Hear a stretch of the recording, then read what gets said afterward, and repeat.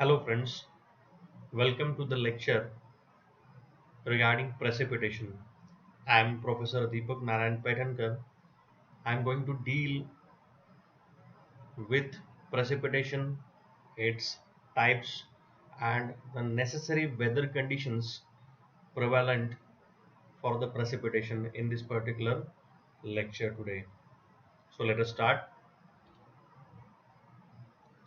What is precipitation? The term precipitation denotes all forms of water that reach the earth from the atmosphere. The usual forms are rainfall, snowfall, hail, frost, and dew. Of all these, only the first two contribute significant amount of water, that is rainfall and snowfall, which contributes significant amount of water to the earth. So let us elaborate all the forms of precipitation one by one and understand what is the basic difference between each of these forms. So let us start with the first, that is rain. It is the principal form of precipitation in India.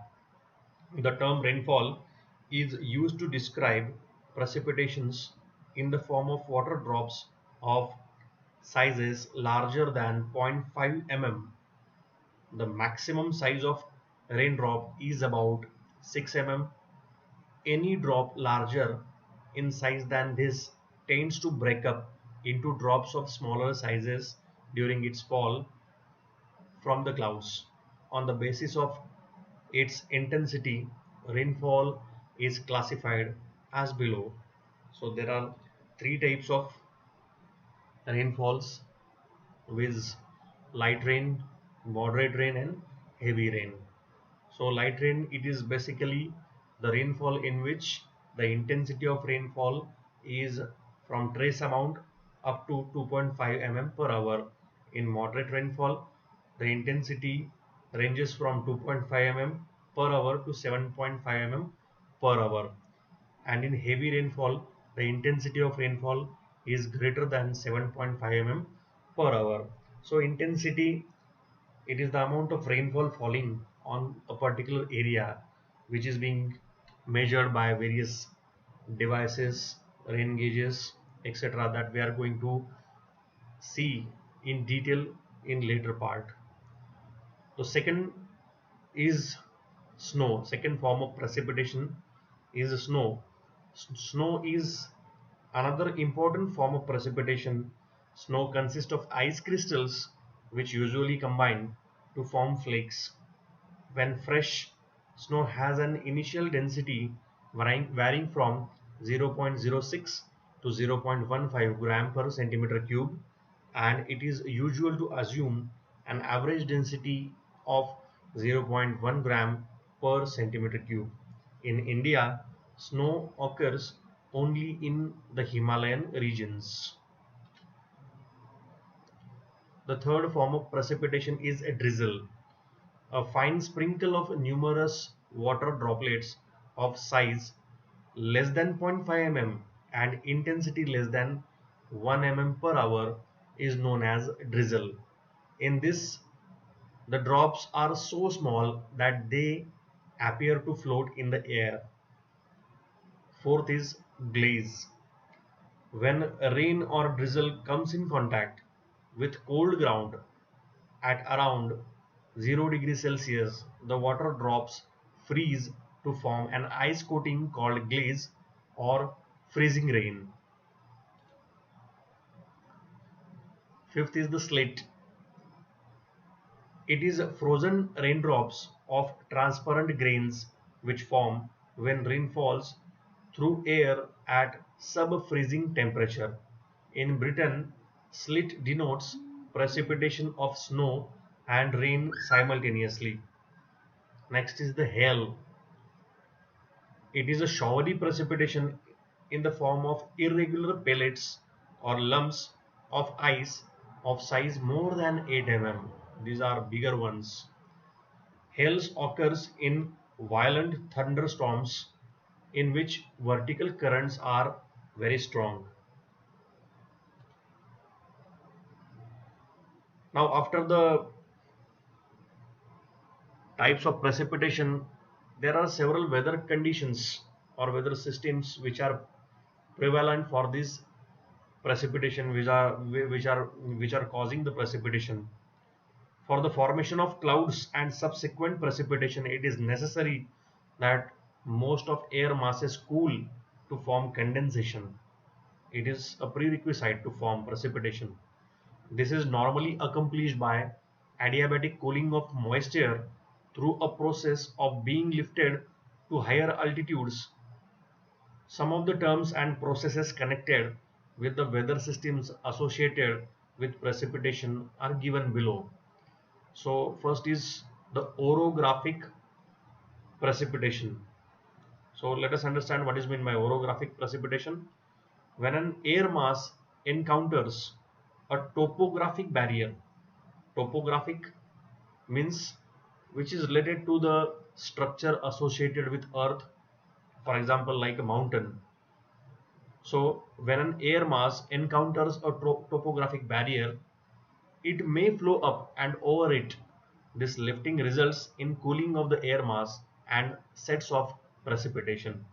The precipitation is heavier on the windward side and there is a rain shadow on the leeward side. That is, there is lighter precipitation due to air mass becoming dry and warm as it travels down from the peak. This type of precipitation is usually of low intensity and long duration. Sometimes the term relief precipitation is also used for orographic precipitation. Second is convective precipitation. On a hot day, as the ground surface gets heated, the air in contact with it also becomes warmer and therefore lighter. This sets up a convective current in which the warm moist air rises and its place is taken by colder and denser surrounding air. This colder air is then heated as it becomes hot after coming in contact with the ground, and further it rises, thus continuing the convection. The rise, expansion and consequent cooling of the air mass results in convective precipitation.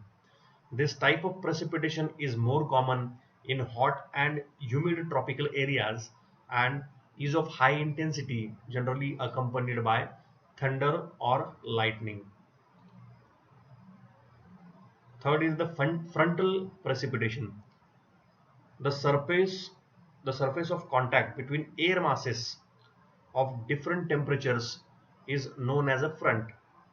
For example, there is a colder mass of air and for example there is a warmer mass of air.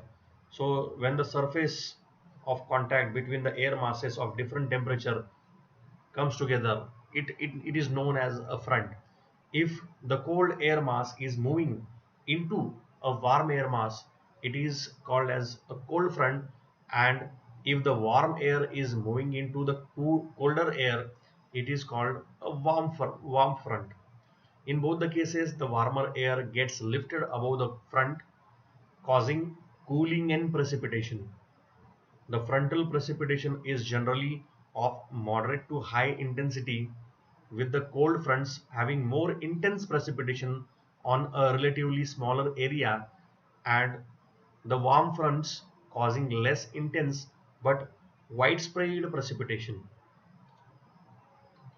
Next is the cyclonic precipitation.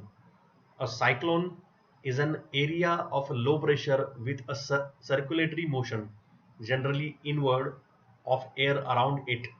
The circulation is in counterclockwise direction in the northern hemisphere and clockwise in the southern hemisphere.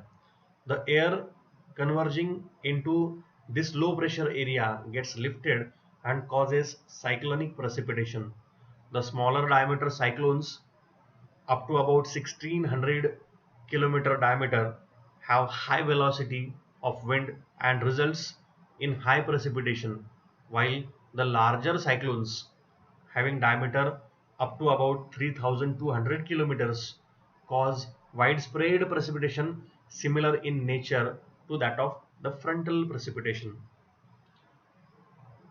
These are some standard reference books which I request students to procure from library, purchase them, or find some of the free stuff on the internet. If you are having any questions and doubts, you can ask me on my email address dnpaitankar.ce@sanjeevani.org.in.